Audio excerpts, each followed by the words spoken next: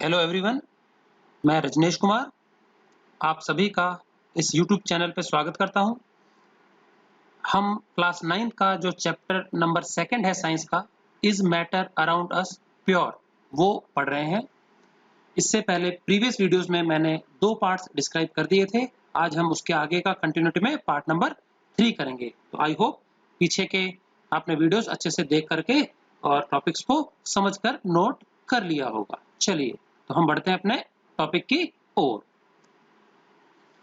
तो आज हम सबसे पहले देखेंगे कि जो एलिमेंट है और कंपाउंड, ये क्या चीज होती है और इनमें बेसिक अंतर क्या होता है। ठीक है, एलिमेंट एंड कंपाउंड में क्या फर्क है। ठीक है, तो एलिमेंट समझते हैं। एलिमेंट को हिंदी में बोलते हैं तत्व। हमारी जो प्रकृति है, नेचर है, वो बेसिक 92 प्रकार की चीजों का बना हुआ है। समझ में आ गया कि नहीं क्या? तो एलिमेंट एक ऐसा प्योर सब्सटेंस होता है जिसमें एक ही जैसे एटम्स होते हैं, एक ही जैसे एटम्स। और एटम क्या होता है? सबसे छोटा फंडामेंटल पार्टिकल है मैटर का। इससे छोटा फंडामेंटल पार्टिकल नहीं होता जो इंडिपेंडेंटली एग्जिस्ट करता हो। ठीक है कि नहीं क्या? सो एलिमेंट जो है वो क्या है? एक प्योर सब्सटेंस है। तो हमारी पूरी प्रकृति जो होती है टोटल नेचुरल 92 एलिमेंट्स से बनी हुई है। क्लियर है? तो एलिमेंट हो गया एक क्या? Pure substance which is made up of similar kinds of atom. तो एटम बॉल लाइक स्ट्रक्चर्स मान लेंगे हम। ठीक है, गोल गोल स्ट्रक्चर्स है और एक ही जैसे एटम्स का बहुत बड़ा सारा समूह जो होता है वो क्या कहलाता है? एलिमेंट। ऐसे कितने प्रकार के हैं भाई? अलग अलग प्रकार के एटम्स, हल्के भारी छोटे बड़े हो सकते हैं, उनका नेचर अलग अलग होगा। तो ऐसे टोटल 92 प्रकार के नेचर में। ठीक है, और कुछ मैनमेड और भी है, लेकिन हम बात करेंगे नेचुरल एलिमेंट्स की जिससे प्रकृति का निर्माण हुआ है, वो है 92। ठीक है ना? चलिए, अब आगे क्या है? सेकंड इसका पार्ट क्या है एलिमेंट का?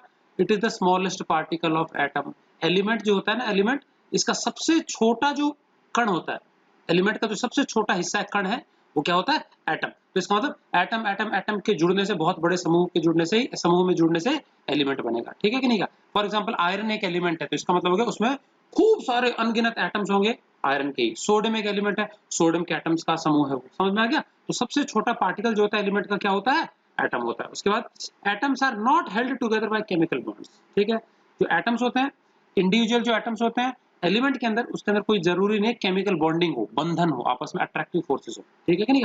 एटम जो होते हैं वो इंडिपेंडेंट है और एटम के बीच में जरूरी नहीं केमिकल बॉन्ड हो। Clear? Then there are only 118 elements. Total element की संख्या वैसे कितनी है? 118, बट उसमें से नेचुरल कितने हैं जो प्राकृतिक रूप से पाए जाते हैं? 92 ही है। समझ आ गया? और उसके आगे के जो और सुपर हैवी एलिमेंट्स हैं वो सिंथेटिक एलिमेंट्स हैं। ठीक है, तो सबसे पहला और सबसे हल्का जो नेचुरल एलिमेंट है वो हाइड्रोजन है। और उसके बाद जो आखिरी 9 नंबर का जो नेचुरल एलिमेंट है वो है यूरेनियम। समझ में आ गया? और इसके आगे के पोस्ट यूरेनियम जो एलिमेंट्स होते हैं वो हमने क्या है? खुद ही लेबोरेटरी में सिंथेसाइज किए, तो उनको ट्रांस यूरेनिक या सुपर हैवी एलिमेंट्स कहते हैं, या फिर सिंथेटिक एलिमेंट्स भी कहते हैं। क्लियर है? तो टोटल 118 में से 92 नेचुरल है and the rest are synthetic man made elements. ठीक है, और वो टिकाऊ नहीं है। जैसे हम उनको बना लेते हैं वो फूट फाट के अपने आप ही नष्ट हो जाते हैं, खत्म हो जाते हैं। तो जो प्राकृतिक रूप से अवेलेबल एलिमेंट्स हैं वही क्या है? स्टेबल है, टिकाऊ है। क्लियर है? चलिए, अगला पॉइंट क्या है एलिमेंट का? Element combine together to form compound. अलग अलग प्रकार के एलिमेंट्स होते हैं ना, उनके एटम्स आपस में कंबाइन होते हैं बॉन्ड्स के जरिए और क्या बनाते हैं? कंपाउंड बनाते हैं, यौगिक बोलते हैं हिंदी में। समझना? जैसे वाटर है, वाटर दो अलग अलग एलिमेंट्स के एटम्स के जुड़ने से बना है, तो वाटर का फॉर्मूला H2O है। तो हाइड्रोजन के दो एटम अलग प्रकार के हैं, ऑक्सीजन का एक एटम अलग प्रकार का है। इनके जुड़ने से जो चीज बन गई वो कंपाउंड होगा, फिक्स रेशियो में जुड़ते हैं। तो हमेशा जब जब हमको वाटर बनाना होगा तो दो एटम हमको हाइड्रोजन के चाहिएगा, एक एटम हमको ऑक्सीजन का चाहिए, तो रेशियो फिक्स होना चाहिए। ठीक है, तो क्या था point? Element combine together to form compound. Element के जुड़ने से क्या बनता है? कंपाउंड बनता है, उनके एटम्स के जुड़ने से। उसके बाद क्या है? ये जो एलिमेंट्स हैं इनको हमने 3 अलग अलग वर्गों में बांटा है। इसमें से कुछ है मेटल्स, कुछ नॉन मेटल्स और कुछ है मेटलॉइड्स या सेमी मेटल्स या सेमी कंडक्टर। ठीक, तो मेटल कौन कौन से? इसमें लगभग 63, टोटल 63 मेटल्स हैं हमारे। कुछ हमारे नॉन मेटल्स हैं और मेटल्स 5-6 हैं। ठीक है ना? तो इनकी प्रॉपर्टीज के बारे में आप लोगों ने 8th क्लास में पढ़ा हुआ है। मेटल जो होते हैं वो गुड कंडक्टर होते हैं इलेक्ट्रिसिटी के, मेल्टिंग पॉइंट हाई होता है उनका। देन उसके बाद सोनरस होते हैं, मेलेबल और डक्टाइल होते हैं, लस्ट्रस होते हैं। ये सारे गुण नॉन मेटल्स में नहीं होते हैं, इनका हाई मेल्टिंग पॉइंट होता है, इनका कम होता है। ठीक है कि नहीं का? और जबकि मेटलॉइड जो होते हैं ना, इनमें मेटल और नॉन मेटल के बीच के गुण होते हैं। समझ आ गया? तो इस मेटलॉइड्स में आ जाते हैं कुछ हमारे क्या? सिलिकॉन, जर्मेनियम, सेलेनियम, इस तरह की चीजें आ जाती है। ठीक है, मेटलॉइड्स में। क्लियर? तो इसके कुछ एग्जांपल्स हमारे एलिमेंट्स के, तो sodium, hydrogen, helium, Li lithium, Mg magnesium, Al aluminium, Fe iron, As होता है आर्सेनिक, Au होता है गोल्ड एंड Pt होता है प्लेटिनियम। समझ में आ गया? तो ये कुछ एलिमेंट्स के मैंने सिंबल लिखे हैं, तो आप दो चार के याद कर सकते हैं। तो ये थे हमारे क्या एलिमेंट्स के जनरल प्रॉपर्टी से क्या होता है एलिमेंट। समझ में आ गया? तो प्योर सब्सटेंस है, एक जैसे एटम्स का बना हुआ है, सबसे छोटा कण इसका एटम होता है, एटम्स के बीच में कोई अट्रैक्टिव बॉन्ड या फोर्स नहीं होती, केमिकल बॉन्ड नहीं होता, टोटल 118 जिसमें से 92 नेचुरल हैं, बाकी सिंथेटिक हैं। एलिमेंट्स के एटम्स के जुड़ने से कंपाउंड बनते हैं, और ये तीन कैटेगरी के होते हैं, metal, non metal and metals. Example ये लिखे हुए हैं, ठीक है। चलिए अब हम देखते हैं कंपाउंड क्या होते हैं।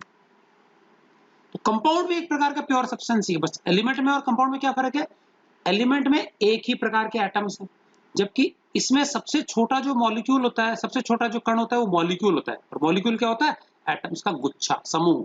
जैसे हाइड्रोजन का एक एटम, ऑक्सीजन का एक एटम, दो हाइड्रोजन के एटम और एक ऑक्सीजन का एटम जुड़ने से H2O बन गया। ये जो गुच्छा है H2O, इसको मॉलिक्यूल कहेंगे। तो किसी मॉलिक्यूल में क्या है, एटम्स की संख्या फिक्स होती है। समझ में आ गया? सो कंपाउंड क्या है, प्योर सब्सटेंस। ये भी क्या है, बिना मिलावटी प्योर सब्सटेंस है। तो इसका मतलब इसमें एक जैसे मॉलिक्यूल होंगे, मेड बाय, कैसे बना ये, chemical combination of atoms of two और more elements in a fixed ratio. दो अथवा दो से ज्यादा एलिमेंट्स जो है अलग अलग प्रकार के, उनके एटम्स के एक डेफिनेट रेशियो में जुड़ने से क्या बनता है, कंपाउंड बनता है। ठीक, एक और एग्जांपल ले लेते हैं, कार्बन डाइऑक्साइड गैस है। तो कार्बन डाइऑक्साइड गैस में दो एलिमेंट है, कार्बन और ऑक्सीजन। तो कार्बन का तो एक एटम लगेगा CO2 में C, और ऑक्सीजन के कितने लगेंगे, दो एटम। तो एक एटम हमेशा कार्बन का, दो एटम हमेशा ऑक्सीजन के जुड़ने से क्या बनेगा, कार्बन डाइऑक्साइड गैस हमेशा। तो ये रेशियो क्या रहता है, फिक्स रहता है। क्लियर है? तो प्योर सब्सटेंस हो गया।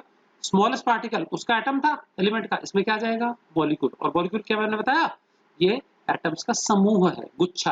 तो नीचे देखो फॉर्मूले में लिखा हुआ है, देखो ये एक मॉलिक्यूल हो गया, तो इसमें देखो कार्बन डाइऑक्साइड के मॉलिक्यूल में एक कार्बन एटम हो गया, दो हाइड्रोजन एटम हो गए, दो ऑक्सीजन एटम हो गए, और इनके बॉन्ड फॉर्मेशन से ये कंप्लीट मॉलिक्यूल बन गया। ठीक है, तो ये है हमारा कंपाउंड। इसी प्रकार से हाइड्रोजन और ऑक्सीजन के एटम्स जो है, दो इसके हाइड्रोजन के, एक ऑक्सीजन का एटम, इसके बीच में बॉन्ड फॉर्मेशन से हमारा वाटर बन जाएगा। इसी प्रकार से ये H2SO4 जो फॉर्मूला है सल्फ्यूरिक एसिड का है, इसमें हाइड्रोजन के दो एटम लगे, सल्फर का एक ही लगा, ऑक्सीजन के लगे चार एटम, और इनके जुड़ने से जो चीज बनी, गुच्छा बना, वो मॉलिक्यूल हो गया सल्फ्यूरिक एसिड का। इसी प्रकार से NH3 जो है अमोनिया होता है, इसमें एक नाइट्रोजन का, तीन हाइड्रोजन के एटम्स के जुड़ने से बना। तो इसका मतलब ये सारी चीजें मॉलिक्यूल्स हैं। तो मॉलिक्यूल एक समूह होता है एटम्स का, अलग अलग प्रकार के, सेम भी हो सकते हैं, अलग अलग भी होते हैं। ठीक, कंपाउंड में क्या अलग अलग प्रकार के एटम्स के जुड़ने से बनेगा। ठीक है, मॉलिक्यूल O2 लिखा मैंने, सपोज ऑक्सीजन का O2, तो O2 भी क्या है, मॉलिक्यूल ही है, लेकिन उसमें एटम्स एक जैसे हैं। तो कंपाउंड का मॉलिक्यूल अगर हुआ तो एटम्स अलग अलग प्रकार के होंगे, और एलिमेंट का मॉलिक्यूल हुआ तो क्या होगा, एटम्स एक ही जैसे होंगे। ठीक है, तो दो प्रकार के होंगे मॉलिक्यूल्स, आगे डिस्कस करेंगे हम। ठीक है, चलो अगला क्या है, atoms in a compound are held together by chemical bond. ये जो एटम्स होते हैं, जब भी कंपाउंड बनता है, कंपाउंड बनने के लिए मॉलिक्यूल बनाना पड़ेगा, एटम्स के बीच में बॉन्ड बनेगा, बंधन बनेगा। तो एक कंपाउंड के अंदर जो भी मॉलिक्यूल बना एटम्स को जोड़ने से, उसमें क्या है, आपस में केमिकल बॉन्डिंग होती है, बंधन होता है, इलेक्ट्रॉन की शेयरिंग के कारण, बंटवारे के कारण, ठीक है, लेन देन के कारण बॉन्ड बनता है, बंधन होता है, जिस कारण वो आपस में चिपके रहते हैं। ठीक है ना। उसके बाद compounds, they are very large in number. Element जो होते हैं वो सिर्फ और सिर्फ हमारी प्रकृति में 92 ही हैं, जबकि कंपाउंड्स क्या है, बहुत बहुत लाखों की संख्या में कंपाउंड्स है, तो इनकी संख्या बहुत ही बड़ी है। क्लियर है? चलिए अगला क्या हमारा, compounds when mix together in any ratio for mixture. दो या दो से ज्यादा कंपाउंड्स हैं अलग अलग, उनको हम किसी भी रेशियो में, कोई भी कितना भी लेकर के मिक्स कर दें, तो हमको क्या मिलेगा, मिक्सचर मिलेगा, मिश्रण। ठीक है, और जो कंपाउंड्स होते हैं उसको हमने तीन कैटेगरी में बांटा है। ये इस बात पर डिपेंड करता है कि उन्होंने अपने बीच में जो बंधन है, बॉन्ड्स हैं, वो कैसे बनाए। एटम्स जो होते हैं कंपाउंड के अंदर किस प्रकार से जुड़े हुए हैं, आयनिक बॉन्ड से जुड़े हैं तो आयनिक कंपाउंड हो गए, कोवेलेंट बॉन्ड से जुड़े हैं तो कोवेलेंट कंपाउंड हो गए, कोऑर्डिनेट बॉन्ड से जुड़े हैं तो कोऑर्डिनेट कंपाउंड हो गए। तीन मेन प्रकार के कंपाउंड्स हैं, ionic compounds, covalent compounds and coordinate compound. तो ये बॉन्डिंग के बारे में आगे आने वाले चैप्टर्स में डिस्कस करेंगे हम डिटेल में। ठीक है, तो तीन मेन कैटेगरी हो गई। और कंपाउंड्स के एग्जांपल क्या होते हैं हमारे, कार्बन डाइऑक्साइड, वाटर, ये सल्फ्यूरिक एसिड है, फिर ये अमोनिया है, और भी बहुत सारे हो सकते हैं। ठीक है ना, तो ये कुछ हमारे के एग्जांपल्स हो गए। SO2 गैस ले सकते हैं, SO3 गैस ले सकते हैं। ठीक है ना। चलिए, ये था हमारा compound, element and compound. Clear है? चलिए अब हम देखेंगे एटम और मॉलिक्यूल क्या चीज है और इनमें क्या डिफरेंसेस हैं। तो एटम सबसे छोटा कण है एलिमेंट का और मॉलिक्यूल सबसे छोटा कण है किसका, कंपाउंड का। समझ में आ गया कि नहीं क्या। तो मान लीजिए एक बकेट में एलिमेंट रखा है और दूसरे बकेट में क्या रखा है, कंपाउंड रखा है। तो जो एलिमेंट है वो भी प्योर सब्सटेंस है और जो कंपाउंड है वो भी क्या प्योर सब्सटेंस, दोनों प्योर है।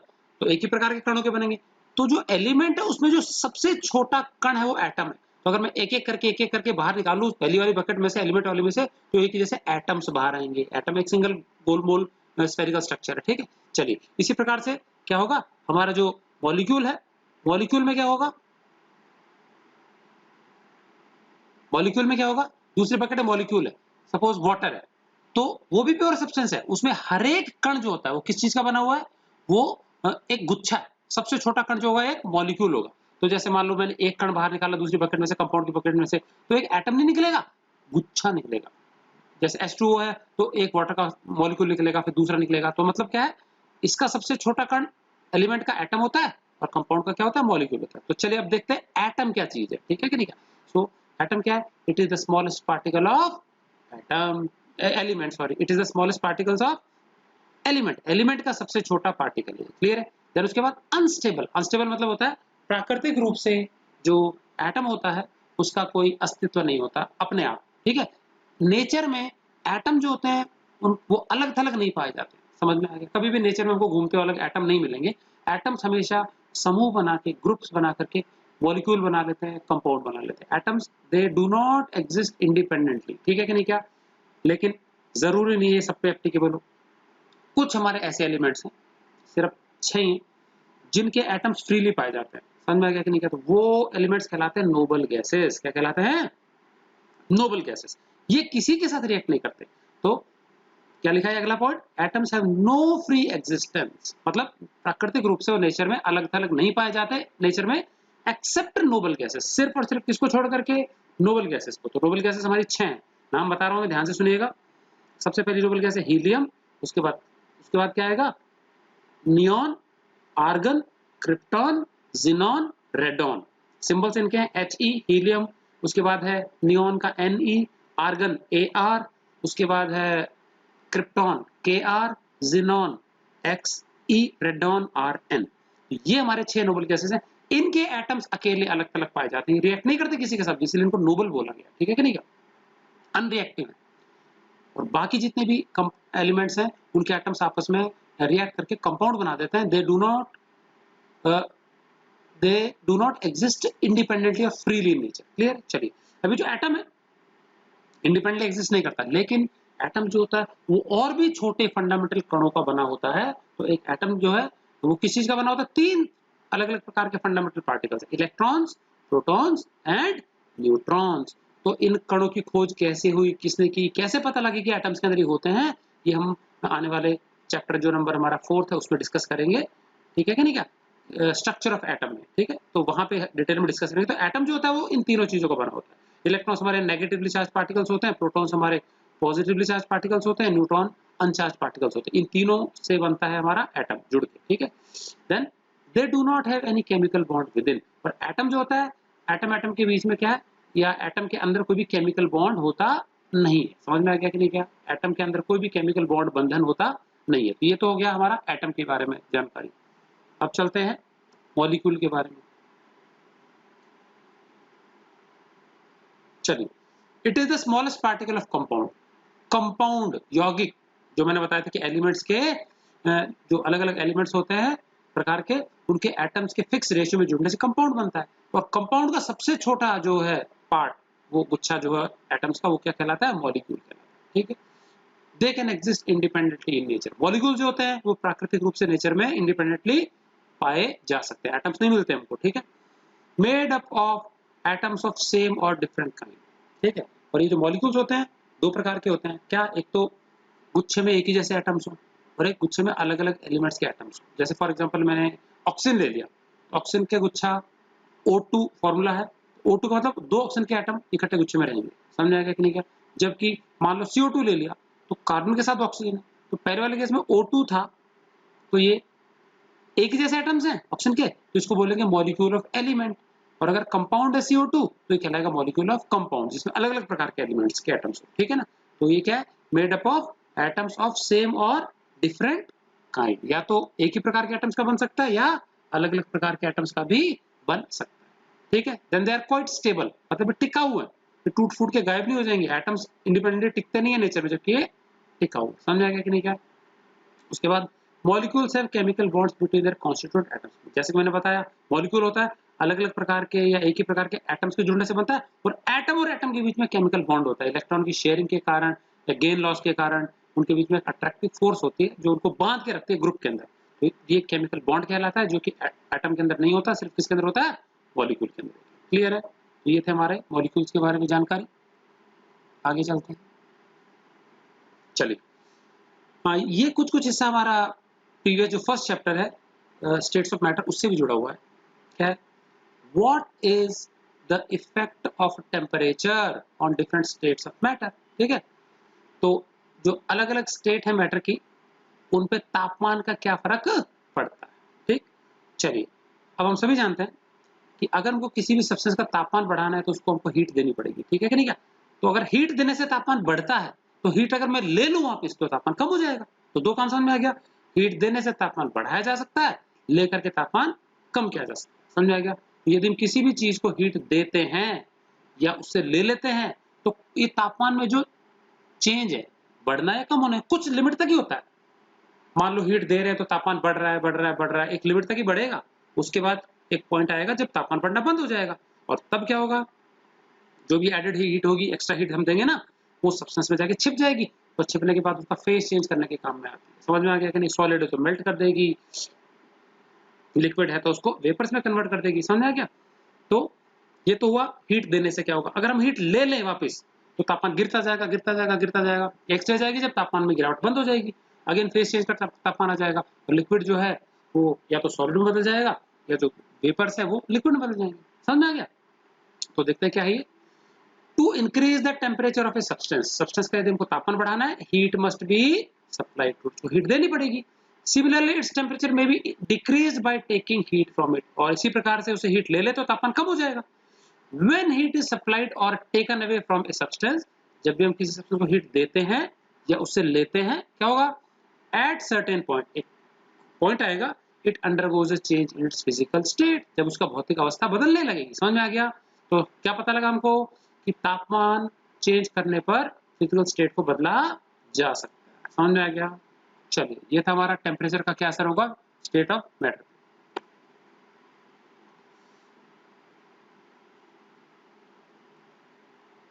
चलिए, अगला हमारा क्या है, what is the effect of pressure on matter.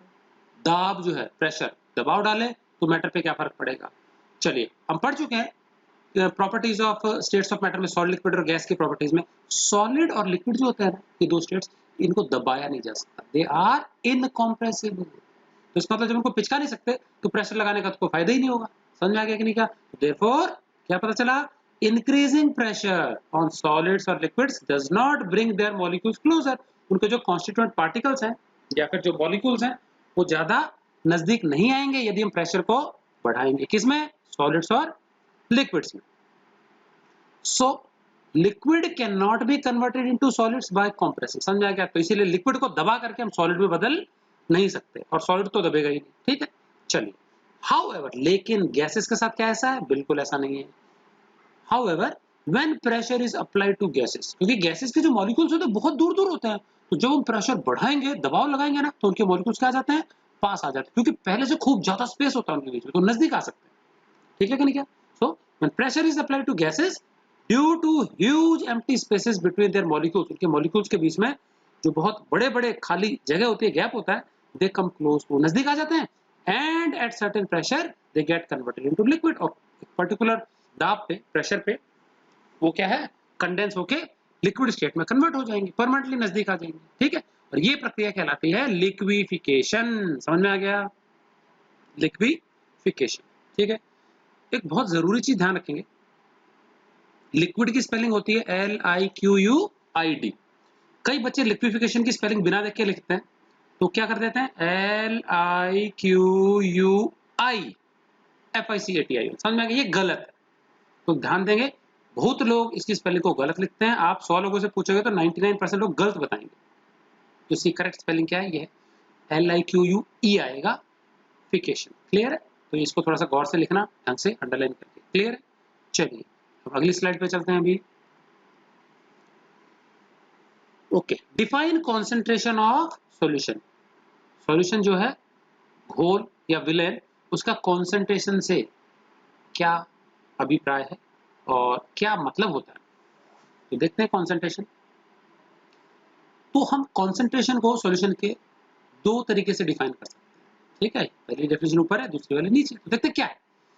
Concentration of a solution means the amount of solute present in given amount of solution। समझ में आ गया?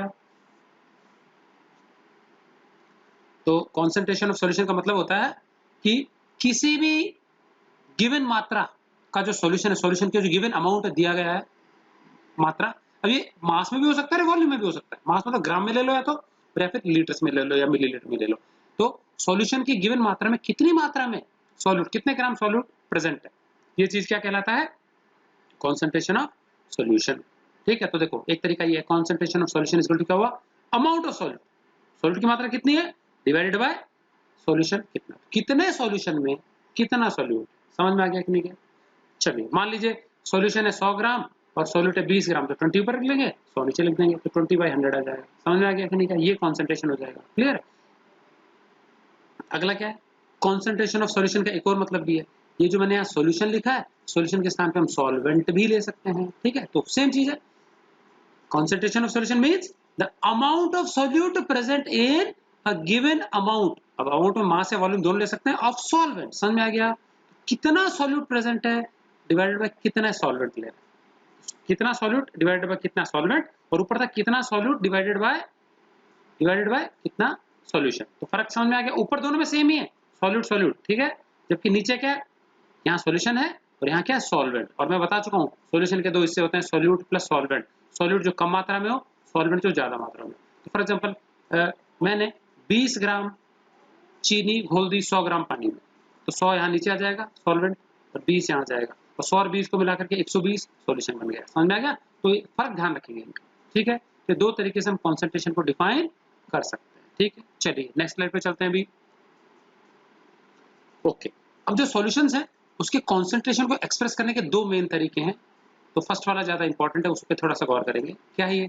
मास परसेंट ऑफ सॉल्यूशन। कैसे निकालते हैं मास परसेंट? तो सीधी बात है, परसेंट निकालना तो इंटू 100 करना पड़ेगा यहाँ पे। ठीक है कि नहीं? दोनों केस में मास परसेंट ऑफ सॉल्यूशन का मतलब है ऊपर तो क्या आ जाएगा? मास ऑफ सॉल्यूट ग्राम्स में लेना है। ऊपर क्या आएगा? मास ऑफ सॉल्यूट ग्राम में लेना है, और नीचे क्या आ जाएगा? Mass of solution grams. समझ में आ गया? ऊपर सॉल्यूट का मास ग्राम में, नीचे पूरा सॉल्यूशन, सॉल्यूट और सॉल्वेंट दोनों को मिलकर बनता है, इसका मास ग्राम्स में इंटू 100। ठीक है, इसी प्रकार से वॉल्यूम परसेंट ऑफ सॉल्यूशन में क्या आएगा? ऊपर सेम मास ऑफ सॉल्यूट आएगा ग्राम्स में, नीचे बस मास ऑफ सॉल्यूशन की जगह वॉल्यूम ऑफ सॉल्यूशन आएगा। ये नॉर्मली लीटर में ले लेते हैं। मास लेना है ग्राम में सॉल्यूशन का, और वॉल्यूम लेना है लीटर में या फिर ml। क्लियर? तो ये दो तरीके हैं हमारे, क्या? वॉल्यूम किसी भी सॉल्यूशन के कॉन्सेंट्रेशन को निकालने के लिए, तो मास परसेंट या फिर वॉल्यूम परसेंट। क्लियर है? चलिए अगली स्लाइड पे चलते हैं।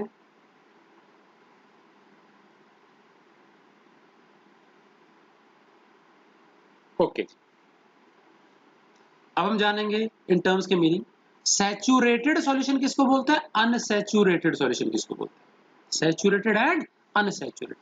ठीक है, तो सैचुरेटेड सॉल्यूशन एक ऐसा सॉल्यूशन है, सैचुरेटेड सॉल्यूशन एक ऐसा सॉल्यूशन है in which no more solute can be dissolved at a particular temperature. एक पर्टिकुलर तापमान पे हम और अधिक सॉल्यूट को न घोल पाए, ऐसा जो सॉल्यूशन होता है वो क्या होता है? सैचुरेटेड सॉल्यूशन होता है। समझेंगे? तापमान बहुत जरूरी, मैं बताता हूँ क्यों। चलिए इसका एग्जांपल देख लेते हैं। सपोज हमने एक गिलास पानी ले लिया, ठीक है, अब आपको बोला जाए कि उसमें चीनी घोलो। थोड़ी सी हमने एक चम्मच चीनी ले ली और उसमें घोल दिया, हिला दिया, स्टर कर दिया, फिर घुल गया, चीनी दिखना बंद हो जाएगी। फिर हम थोड़ा एक चम्मच और लें और घोलें, तो हिलाना पड़ेगा हमको, वो भी घुल जाएगी। तो if we go on adding little sugar to it, stir it well, तो घुलती जाएगी, लेकिन कभी ना कभी एक स्टेज ऐसी आएगी जब और अधिक चीनी मतलब सॉल्यूट घुलना बंद हो जाएगा। समझ आ गया? उस अवस्था में उस सॉल्यूशन को बोलेंगे सैचुरेटेड सॉल्यूशन, मतलब और ज्यादा वो जो सॉल्यूशन है वो ग्रहण नहीं कर पा रहा। समझ में आ गया? तो किसी सॉल्यूशन में यदि किसी भी पर्टिकुलर तापमान पे और सॉल्यूट न घोला जा सके, सैचुरेटेड। ठीक है। अच्छा, अनसैचुरेटेड क्या होता है? अगर घोला जा सके, तो मान लो एक ग्लास में 1 चम्मच चीनी डाल दी और ये अनसैचुरेटेड हो गया, हम और भी ऐड कर सकते हैं उसमें, और भी घुल जाएगा। ठीक है कि नहीं? तो solution in which more solute can be dissolved at a particular temperature. अब टेम्परेचर क्यों लिख रहा हूँ, चलिए देखते हैं। सपोज हमने मैक्सिमम सॉल्यूट घोल दिया और फिर और घुलना बंद हो गया, इसका मतलब जो भी हमने सॉल्यूट ऐड किया है ना, वो जो लिक्विड मॉलिक्यूल्स है ना, सॉल्वेंट के मॉलिक्यूल्स, उसके बीच में जो गैप्स होते हैं उसमें समा गया अच्छे से। समझ में आ गया? अब फुल जो गैप्स है उसके बीच के भर गए सॉल्यूट से। अब अगर मैं और सॉल्यूट घुल नहीं रहा उसके अंदर, ठीक है, अब मैं अगर तापमान बढ़ा दूंगा ना, तो टेम्परेचर बढ़ने से मॉलिक्यूल्स की काइनेटिक एनर्जी बढ़ जाती है और वो मॉलिक्यूल जोर जोर से मूव करने लगते हैं और हिलते जुलते हैं दूर दूर तक, तो उनके बीच के जो गैप्स हैं, स्पेसेस हैं, वो बड़ी हो जाती हैं। और स्पेसेस बड़ी हो जाती है तो थोड़ा सा और सॉल्यूट उसमें एडजस्ट हो जाता है। समझ में आ गया? तो क्या सीखा हमने? तापमान बढ़ाने से सॉल्युबिलिटी बढ़ती है। समझ में आ गया? और ज्यादा चीज घुलती है। इसका सीधा सा एग्जांपल हम घर पे देख सकते हैं। अगर हम दूध ले ले ठंडा बिल्कुल चिल्ड, और एक हम ले ले बिल्कुल गरम गरम उबलता हुआ, और हम चीनी घोलने की कोशिश करें, तो ज्यादा आसानी से चीनी गरम दूध में घुल जाएगी और ठंडे वाले में बहुत देर लगती है। तो मतलब सॉल्युबिलिटी ज्यादा किस में होती है? ज्यादा ऊंचे तापमान पे होती है। ध्यान रखेंगे, तापमान बढ़ा दो ज्यादा चीजें घुलेंगी, ज्यादा सॉल्यूट घुलेगा, तापमान कम कर दो कम घुलेगा। क्लियर है? तो ये दोनों समझ में आ गया, सैचुरेटेड अनसैचुरेटेड। सैचुरेटेड जिसमें और सॉल्यूट ना घोला जा सके किसी तापमान पर, अनसैचुरेटेड जिसमें और सॉल्यूट घोला जा सके किसी भी तापमान पर। ठीक, चलिए अब देख लेते हैं डाइल्यूट सॉल्यूशन और कॉन्सेंट्रेटेड सॉल्यूशन। डाइल्यूट का मतलब होता है एक ऐसा सॉल्यूशन जिसमें सॉल्वेंट तो खूब ज्यादा है और सॉल्यूट नाम मात्रा का बहुत ही कम है। एग्जांपल ले लेते हैं। सपोज एक गिलास हमने पानी ले लिया, हम नींबू पानी बनाने जा रहे हैं। उस पानी में, अभी नींबू पानी बनाने के लिए हमको क्या क्या चाहिए? नमक चाहिए, चीनी चाहिए, सॉल्ट चाहिए और नींबू चाहिए।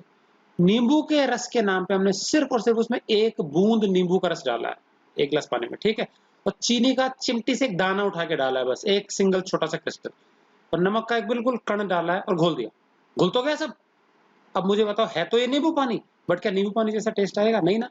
तो जो भी चीजें हमने सॉल्यूट डाली है वो बहुत ही कम मात्रा में डाली है। इस प्रकार का सॉल्यूशन कहलाता है डाइल्यूट सॉल्यूशन। क्लियर है? क्या कहलाता है? Dilute solution. अगर हम एक पानी से भरा टैंकर है, उसमें आधा केजी चीनी घोल दें, तो पता नहीं चलेगा हमने चीनी घोली है कि नहीं घोली। Dilute solution. समझ में आ गया? सॉल्वेंट बहुत ज्यादा, solute come. Clear? So a solution which contains solvent in large quantity and solute in very less quantity क्या कहलाता है? डाइल्यूट। कॉन्सेंट्रेटेड सॉल्यूशन इसका विपरीत है। इसका मतलब है सॉल्यूशन ऐसा जिसमें कि more quantity of solute is dissolved in solvent. Solvent में अधिक क्वांटिटी सॉल्यूट की घोली गई है, तो क्या कहलाएगा वो? कॉन्सेंट्रेटेड सॉल्यूशन कहलाएगा। क्लियर है? तो इन दोनों का मतलब समझेंगे, डाइल्यूट एंड कॉन्सेंट्रेटेड। और कई बार शॉर्ट में किसी सॉल्यूशन के आगे डाइल्यूट के लिए DIL लिख देते हैं और कॉन्सेंट्रेटेड के लिए CONC लिख देते हैं। लैब में अगर हम जाएं, सपोज हम सल्फ्यूरिक एसिड ढूंढ रहे हैं H2SO4, तो वहां पे एक बॉटल पे डाइल्यूट सल्फ्यूरिक एसिड लिखा होगा, एक पे कॉन्सेंट्रेटेड लिखा होगा। ये ज्यादा खतरनाक होगा क्योंकि इसमें सॉल्यूट एसिड ज्यादा घोला गया पानी में, यहाँ पे पानी ज्यादा है, ये थोड़ा हार्मलेस होगा। समझ में आ गया? तो डाइल्यूट एंड कॉन्सेंट्रेटेड सॉल्यूशन का मतलब समझेंगे। ठीक, चलिए नेक्स्ट स्लाइड पे चलते हैं।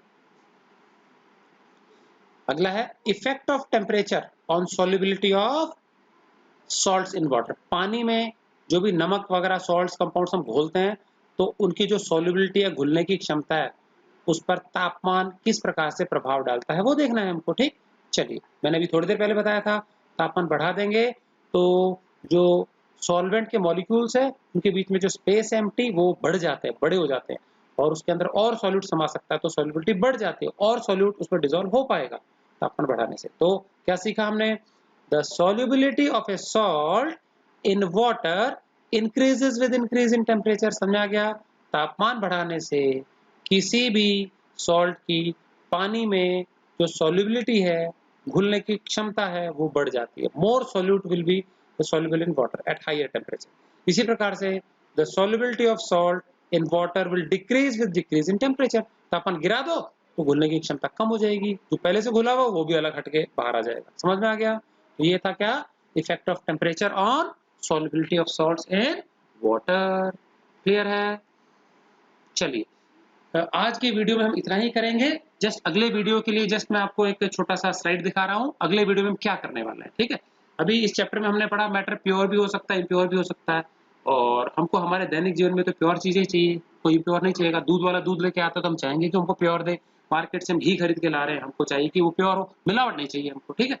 तो अगर हमारे पास इम्प्योर चीजें आ गई, सॉल्ट हो गया, कुछ भी चीजें इम्प्योर है, तो उसको साफ करने का, प्यूरिफाई करने का क्या क्या तरीके हो सकते हैं, कौन कौन सी टेक्निक्स अवेलेबल है हमारे पास, वो टेक्निक्स की लिस्ट यहाँ है पूरी। समझ में आ गया? तो सबसे पहले टेक्निक है विनोइंग, दूसरी एक नॉर्मली फार्मिंग में यूज करते हैं हम, फिल्ट्रेशन छानना, इवेपोरेशन लिक्विड को उबाल करके उड़ा देना भाप बनाकर, डिस्टिलेशन है एक टेक्निक, इसमें दो प्रकार है, सिंपल डिस्टिलेशन और फ्रैक्शनल डिस्टिलेशन।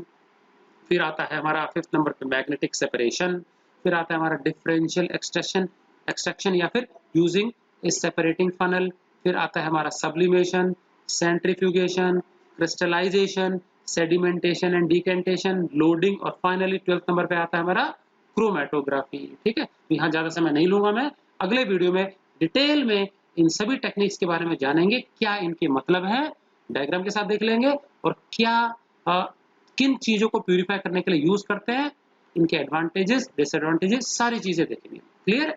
चलिए, सो आज के वीडियो के लिए इतना ही।